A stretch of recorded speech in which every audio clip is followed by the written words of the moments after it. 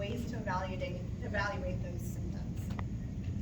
Okay, so, for example, I use this, like let's say, like when I went to do a training in Blue Light Mountain Recovery, right? So Kevin over here, he got a pass and he got to go to Walgreens to get some snacks and stuff from treatment. Well, he got brought back in the druggie buggy, back to treatment, and when he came back, what they didn't know is that he actually met up with his dealer in one of the aisles of Walgreens. And so Kevin is here back in treatment, and they notice that he's starting to get really, really sleepy. And then all of a sudden, he is like kind of slumped over in his chair and not really doing much. So one of the symptoms is unresponsiveness, right? So what would be a way to evaluate that?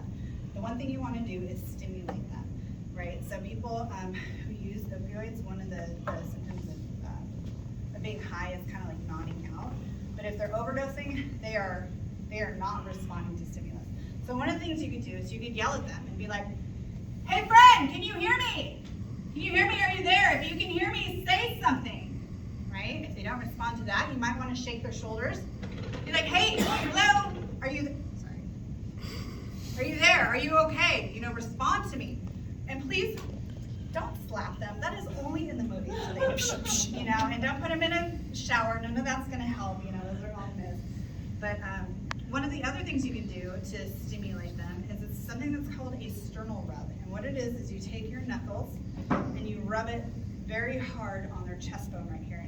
And I don't know if you want to try it, but it's not very pleasant. It doesn't feel very good. So if you're yelling at them, if you're shaking them, done a sternal rub, and they're still not responding, there's a chance it could be an overdose. But some of the other symptoms that we're going to look for is while you're over there, if their eyes are closed, if you feel comfortable, because we're going to talk about not only harm reduction for a person, but also for yourself. You always want to make sure that you are only engaging and doing what you feel comfortable and safe doing. And that's part of this training, is so you feel more equipped to step in, right?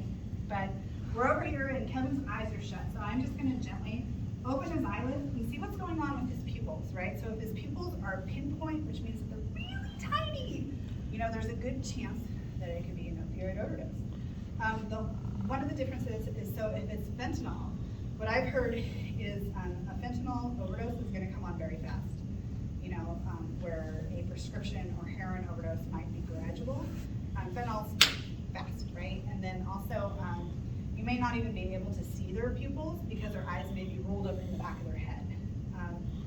The other thing too is with fentanyl overdoses, a person can become rigid, so really stiff instead of like slumped over.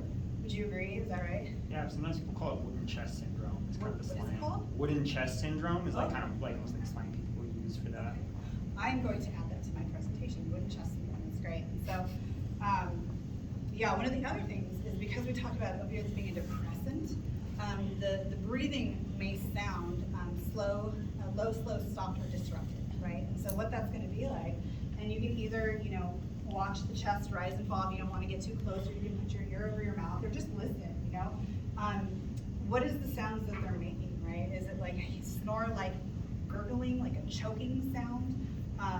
It's called a like a death rattle. It's a very distinctive like gurgling sound, right? And so if their breaths are spaced by 10 seconds or more, or less than 8 times a minute, and I wouldn't recommend like getting out your stopwatch and being like setting a 60-second timer to see how they're breathing, but just being able to kind of gauge like how slow and disrupted is their breathing, there's a good chance that they're overdosing, because again, the opioids are depressing all of your system.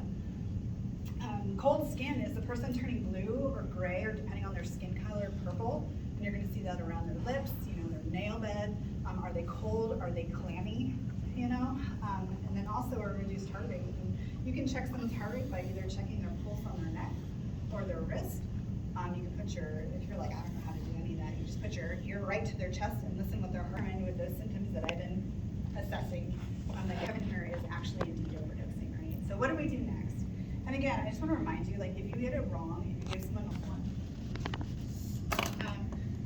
hopefully you're not alone, right? Is anyone here CPR trained? You got one person who's there, and then you're like, you call 911, you get an AED, right? So you've got all this help and people around, and so hopefully that's the same case here, where you can ask someone to call 911 while you attend to the person who's overdosing to be able to administer naloxone. The guy, he's not breathing, I notice that he's not responding to stimulus, he seems like he's overdosing, you know, please come quick. His breaths are like spaced 15 seconds apart, you know, his heart is really slow, whatever you can. You know, again, it's an emergency, so whatever observation or symptom that you can provide is gonna be helpful to them when they come into the situation. Someone else is calling 911